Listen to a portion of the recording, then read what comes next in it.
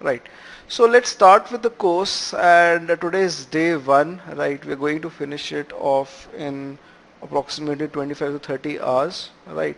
And this is a rough distribution of the course which I have done. Fine. So initially we'll start off with the basics of Java, and then we'll run over to Selenium and all, and we'll learn test ng. We'll be learning grid to run the test cases parallelly, parameterization of test cases, and then we'll start off with the frameworks. Okay, fine. So going ahead, I hope you are having a little background of programming. Whatever I'm going to teach you right now, it might be looking a little familiar to you, but as we proceed, okay, things will be more interesting from day 3 onwards. Okay, so today is day 1, and I'll just tell you how to configure um, Selenium into Eclipse, and what is the history and what's going to be the future of this tool. Right. So I've already covered the frequently asked questions, right? So let's start with this. Fine. Look, the thing is, Selenium has been in the market since a longer time, since 2006-7. Fine. Initially, what was there was that we had got something known as Selenium RC out here. Okay. Initially, Selenium RC used to be there. Okay. And IDE was there, and a grid was there. Right. Now, IDE is a tool which will only test your applications in Mozilla. It will generate no reports, nothing for you. You shouldn't be wasting your time to learn IDE. IDE you don't need to learn. It's not a very professional tool which you can use to automate around 2000 to 3000 test cases. Fine. If you have a single application, if you have a page with a single, if you have an application with a single page and all, you can use IDE. Right. RCE was way back in 2011, it got deprecated. Okay. And it can test your application on multiple browsers. Right. And it could generate reports and all, everything. Okay. The only thing was that tester was required to learn a programming language to learn Selenium RC. Okay, a programming language like C Sharp, Ruby, Python, Perl, PHP. Right. And that was a little tough. Fine. Now, after that, WebDriver came into the market, Selenium WebDriver. Okay, WebDriver came in 2011. It came up because RC was way much like difficult to use. It was having a lot of drawbacks as well. So WebDriver, also known as Selenium 2.0, removed the drawbacks and all. And these days nobody uses RC. We use WebDriver. So in this course, we will be focusing on WebDriver, okay, and we will be focusing on grid. Grid is used to run the test cases parallelly. It is still used. Okay, grid 2 has come up in the market now. It supports WebDriver. Fine. Parallelly running the test cases saves the time and all everything. We set up a central machine and connect other machines to it, and we run them in a network. Okay, and that actually helps a lot. Fine. It helps a lot in reducing the execution time. Fine. Now, to learn all these things, the first thing is that the first requirement is you need to learn Java. Right.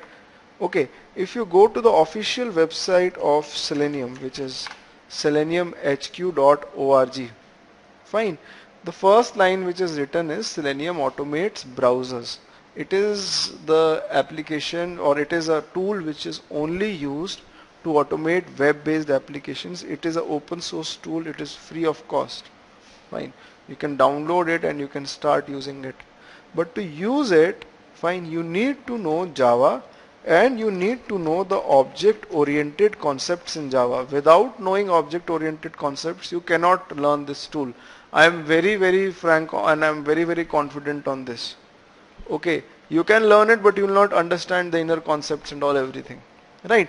So the first focus of this training is to take you to a level where you can start off with the object-oriented concepts and interfaces and all, and then we will start off with object identification and Selenium basically. Okay, so don't expect me to directly jump over to Selenium. I'll be jumping it by tomorrow. Okay, by tomorrow. Today we'll be covering these 2 days, tomorrow by these 2 days. So by tomorrow I'll be jumping over to Selenium. Fine. Now the first thing is installation of Java. I think everybody has Java installed on their PCs. Okay. You can also download JDK.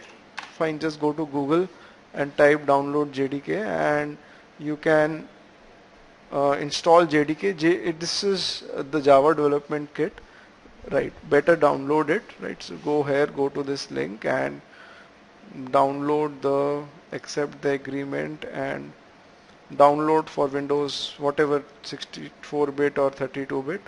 Okay, fine. So now after you install it, download it, the second thing is you need to download Eclipse. Fine. Go and download Eclipse. Eclipse is, almost everybody would be knowing this, right? Eclipse is the editor for Java language. We write the Java code inside Eclipse. Fine. And you have this 32-bit or 64-bit Eclipse, right? You can download whatever you want. Fine. And once you download it, okay, for example, in my PC, this is Eclipse. Fine. It comes as a bundle. You will see the application file for Eclipse, right? You start it and it will look like this. You'll have to give the workspace path. Workspace path is the location where you will be storing all the code and all. Fine. So I've given this location that I will be storing the complete code in the location under online classes, Selenium weekend May 2016. Okay, right. So this is the location where we'll be storing all the code and all for this particular batch. Fine. Hold on.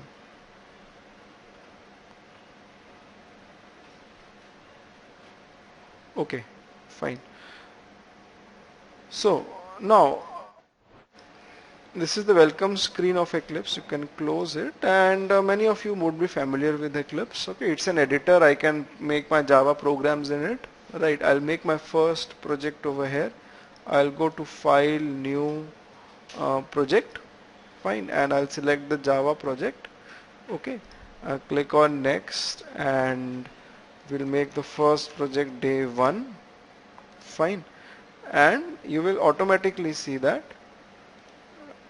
day 1 project is made, and if you expand it, you will have this source folder in which we keep the Java programs and all everything, and JRE system library is nothing but Java which is installed on your machine. Okay, right, so you need to have Java JDK installed in order to let it run. Fine, right. Now again I repeat, these things many of you would be familiar, but there are students in this class who don't know these things, so I have to cater to everyone. Fine. Now I'll make my first Java program. All the Java programs are kept in the source folder. Okay, if you right click on the source folder or if you right click on the project, you will get lot of options. Fine. We'll study about all these options as we proceed. Okay, fine. Now in the source folder, if you right click, you will get the option new class. That means a new Java file.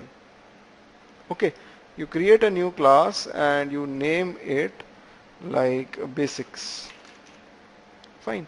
And keep the main function, keep this checkbox clicked. Okay, so you will have this class automatically generated. Fine. I will increase the font size. Just a minute.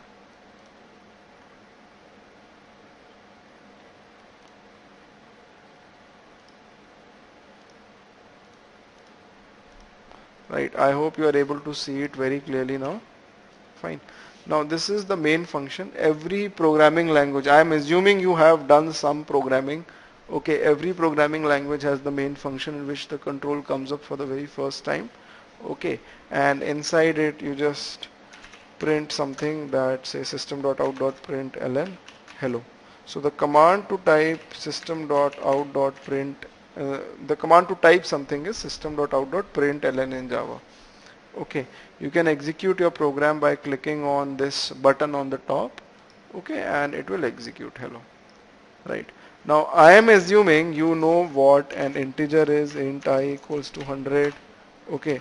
String x equals to um, Selenium class. Right. So I am assuming all these things. You know what if statement is. You know what for loop is. You know what functions are, function return types. Okay. At least basics of programming you have, because I want to concentrate on object oriented principles. Okay, fine, because Selenium as a tool is completely object oriented in nature. Okay, if you go to the Selenium website and if you click on download section, alright, you will have the Java documentation. This is the documentation for Selenium. If you open this documentation, which we will be studying a lot in this training, you will see that you will not be able to understand anything in this documentation if you don't have the concept of object-oriented programming very strong. Okay, so you have to have knowledge of this particular documentation in a very good manner. Fine. Okay, now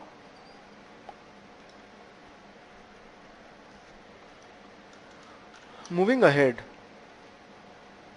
Right, if you right click on the project and go to the properties, fine, you will see that you will have the path of the project in your PC. Okay, it is the same as the workspace path which you had set up. If you go to this path, you will see the day one project. Okay, under this you'll also see the source folder which you can see in Eclipse and basics.java as well. Okay, you can edit it and the file will open in a notepad as well. Fine, and along with it, under the bin folder, you will be able to see a file known as basics.class. Okay, it will be a class file. Okay, a class file is, you can say it is all the Java files, they are converted to class files. When you run a program, right, all the Java files, they are converted to class file when you compile it, right? So when you edit this, right, you will not be able to understand anything. Okay, but this class file is like an exe file which can be deployed on the server or given to the client and all. Okay, even if I make a new program, new class known as say temp.java, in which I just print system.out.println temp class, and I run this program, you will see that in the bin folder temp.class file would be generated. Okay, so all these classes, right, class files, they can be given to the client as well. Okay, and that is what happens when the developers say that they are deploying the application. They are actually deploying these class files. These class files are kind of exe files. Okay, they can be deployed on Windows. You can run them on Linux. You can run them on any operating system you want. Okay, right. Java is a platform independent language. That is why it is one of the preferences for Selenium. All right. Now, when a project is made, right, when a project is made, there are many class files in the project.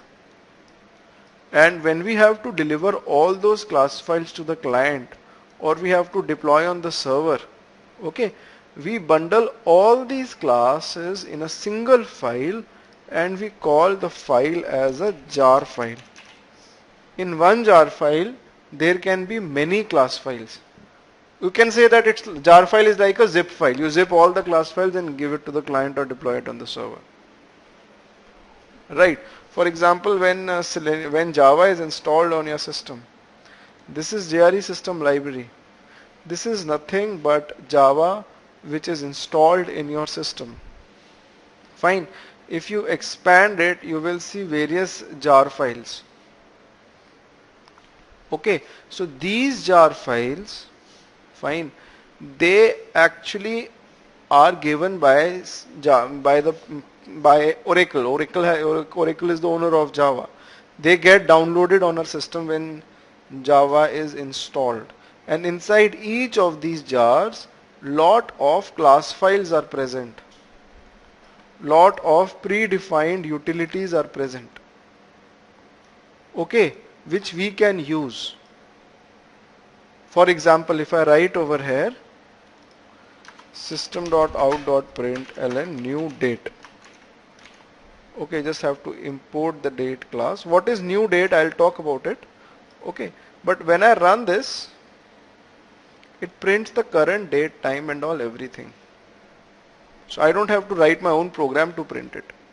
It's a inbuilt utility, the date class, okay, which I get with Java.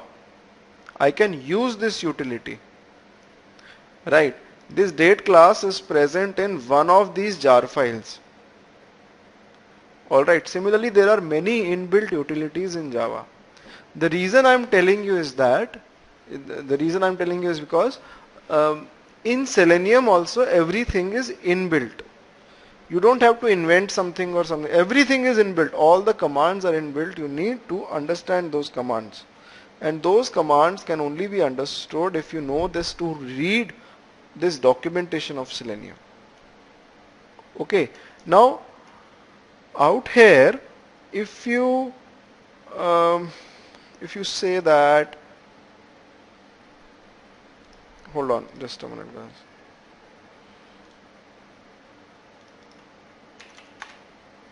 Right. So out here, if you go back and if you click on the download link over here, the download link for Selenium, right? If you click on this download link, you will get the latest version of Selenium downloaded on your PC. Okay, fine. So let it download. Fine, hold on. It is 2.53.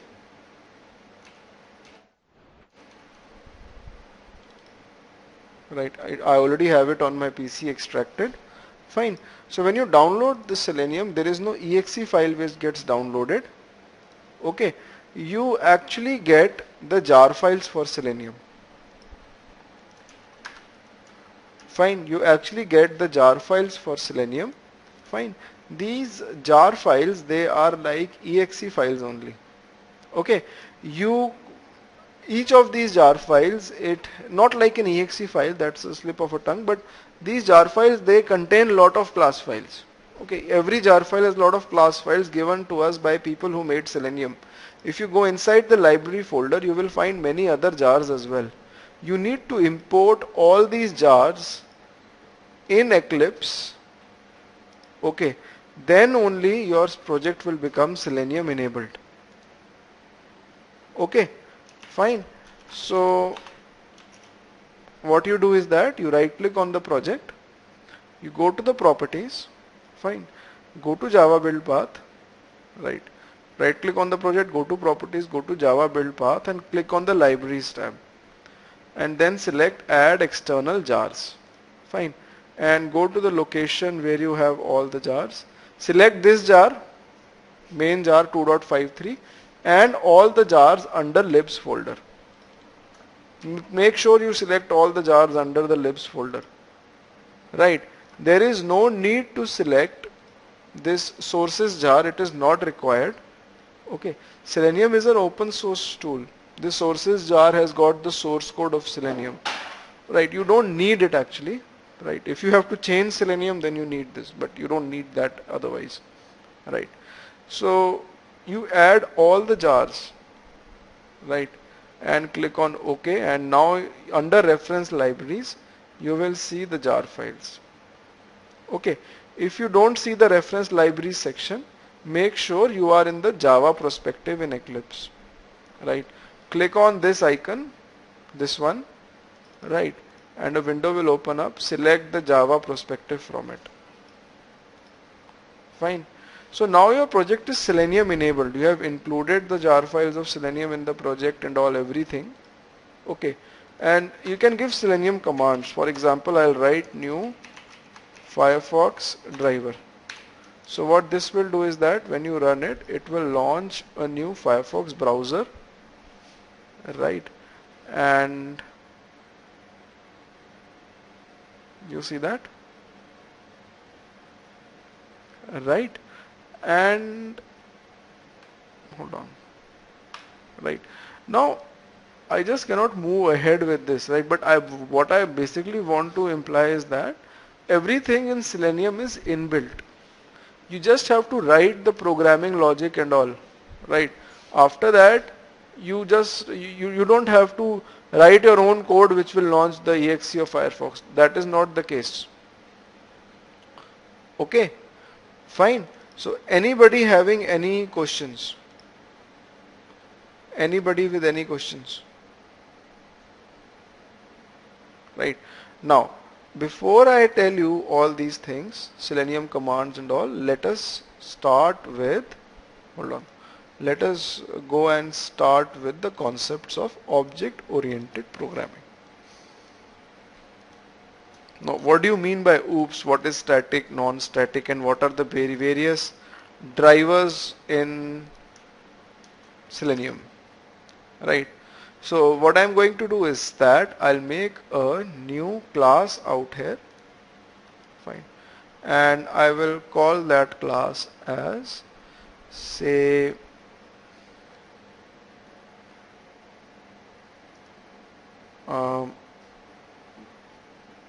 mobile phone, fine, and I will add few parameters in the mobile phone class, right? For example, string name of the mobile, int price of the mobile phone.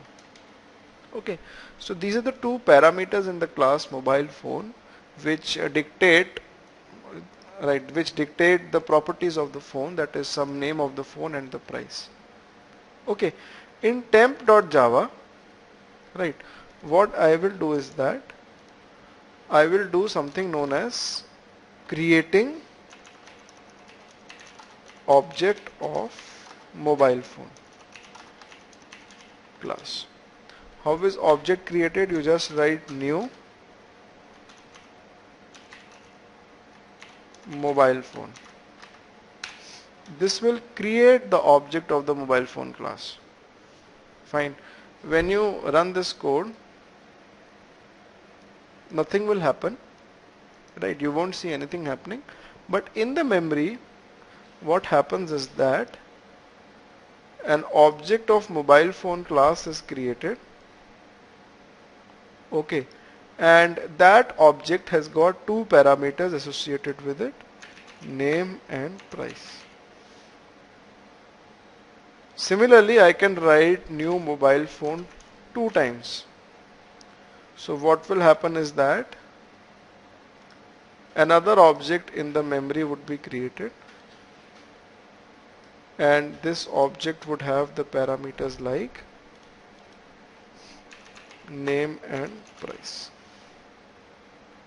Okay, so you can create as many objects, but what is the use? Okay, the basic thing is, what is the use of creating these objects? Fine. So the use is that, right now there is no use. The use will come when I create a object reference.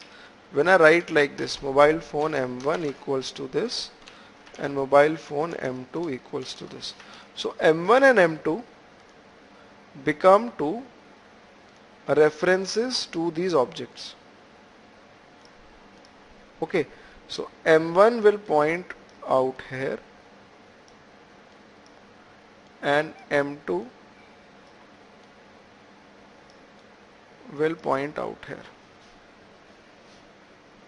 Okay, M1 will point towards the first object and M2 will point towards the second object. Okay, and with M1 and M2 I can access the features of the objects. M1 and M2 are not the objects. M1 and M2 are known as object references. Objects and object references, they are very different. Look, it might seem to you at this time that fine, M1 is pointing toward this and M2 is pointing toward this. But later on when you actually write the code, these are the small things where people get confused. Right? You will never make a mistake in writing a Selenium script, or after this course you will never, I can write it on a piece of paper. You will never face any difficulties in writing the scripts for Selenium or something. But where you will face difficulties are the concepts like these, the object oriented concepts, which do not go in the head that easily. Okay, although they look very easy. Fine. With M1 and M2, with M1 I can write M1 dot name is mobile phone A and M1 dot price is 100. Okay, and I can initialize M2 as well. M2 dot name is mobile phone B and M2 dot price is 200. Okay, and then I can print M1 dot name and M2 dot name. So with M1, M2 you can initiate the objects. Okay, this object would have name A price 100, name B price 200. Class is only one, mobile phone, simple class, but by creating different objects of these classes, this class you can actually have different state for every object. Okay, fine. Now if I write on the next line, say M1 equals to M2. So what does this line mean? This line means that now M1 will no longer point towards this location. Fine. M1 will start pointing towards this location.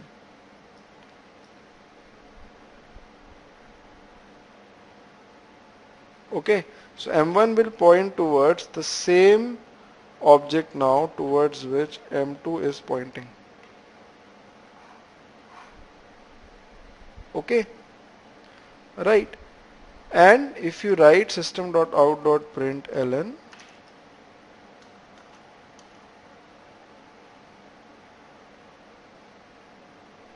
hold on.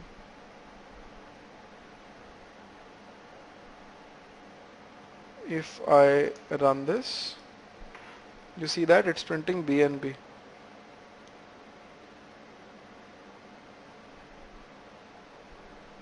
Right? Okay. Now, if I hold on.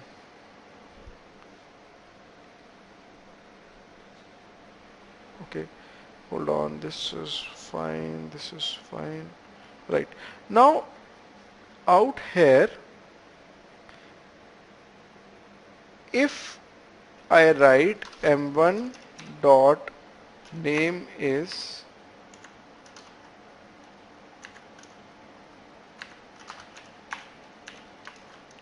Z, and then if I print it,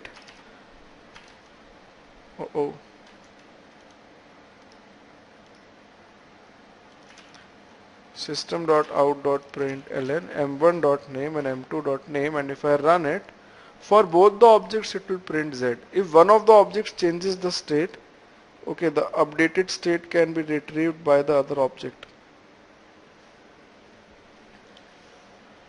Okay, right? So you have to have the knack and you have to have the skill and understanding of objects. Right? Fine.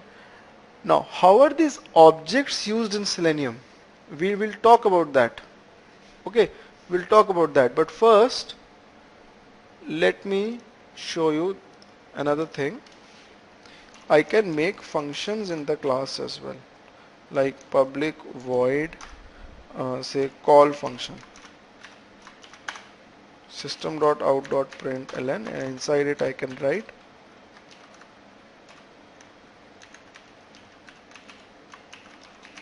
calling from and the name of the mobile. Okay, in temp.java, right, what I can write is I can write over here m1 dot call and then m2 dot call. When m1 will call the call function, right, it will print the name of m1. When m2 will call the call function, it will print the name of m2. When I run this, you will see that calling from A and then calling from B. Okay? So although the function is same, but it depends on which object is calling the function. The name of that object will be printed. Okay? And if you look at Selenium now, you have configured Selenium in the project. If you want to use the classes of Selenium, if you look at the documentation, these are all the classes inside the Selenium API. Okay, when you do Selenium, you just need to create the objects of these classes, nothing else. Right, for example, I just told you and I showed you as well, there is a class known as Firefox driver. Okay, you create the object of this class. Fine, you write over here, sorry, I'll just create a new class known as drivers underscore Selenium. Hold on, I'll tell you what I'm doing. If I create the object of this particular class, Firefox driver, which is implementation that drives the Firefox. This class is used to make your scripts run on Firefox. Okay, if I make the object of this class Firefox driver fd equals to new Firefox driver, and you'll get an error, you import this class, right? Okay, now what will happen is that with this fd object you can control Firefox. If you write fd.get, get to the website http yahoo.com. Please give the protocol. If you don't give the protocol http, you will get an error. It's not like qtp where you just write yahoo.com, you have to give the protocol. So you'll see that the browser will open and it will take you to Firefox, sorry, Yahoo. Okay, so get is a function inside the Firefox driver class which is already implemented to take your browser to this website, just like we had the function call inside the mobile phone class. Okay, right. Now similarly there are other driver classes. For example, you have got Chrome driver. This is used for Chrome. You have got Internet Explorer driver. This is used for I. You have got Opera driver, Safari driver, Edge driver. Okay, for every browser you have a driver class. Alright, fine. Now let's go back to the mobile phone class. In mobile phone class, we had these two variables. Technically, these two variables are known as non-static global variable. This is also a non-static global variable. Now suppose, right, now suppose you have a variable known as int battery.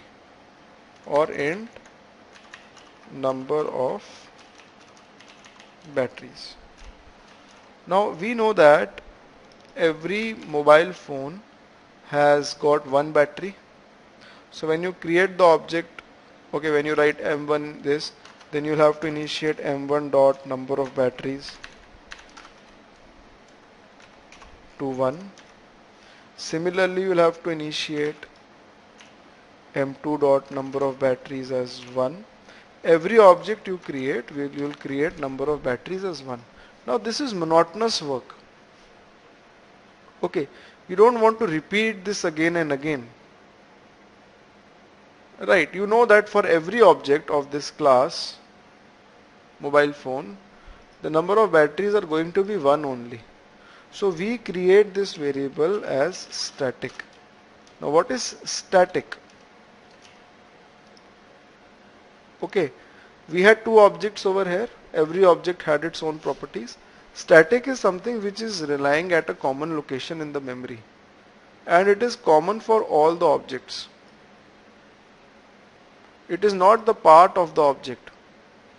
Static stuff is not the part of the object. It is known as a static global variable.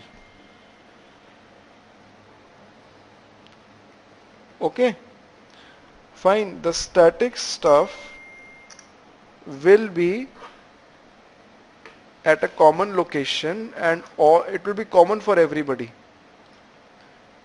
And you can call it directly with the name of the class. You can write, there is no need to write these two lines. You can write mobile phone dot number of batteries is 1. You don't need to create the object of the class.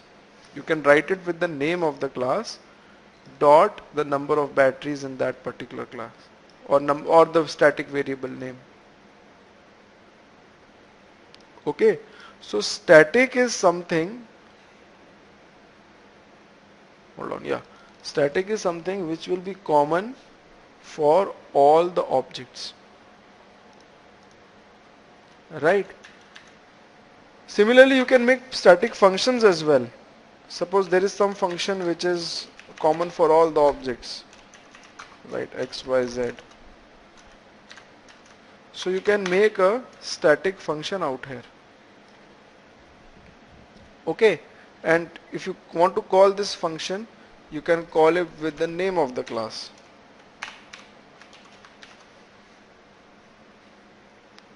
Fine. How will these things be used? I will talk about them, but understand the concept that non-static can only be called by creating the object, and static is called by the class name. Okay? Right.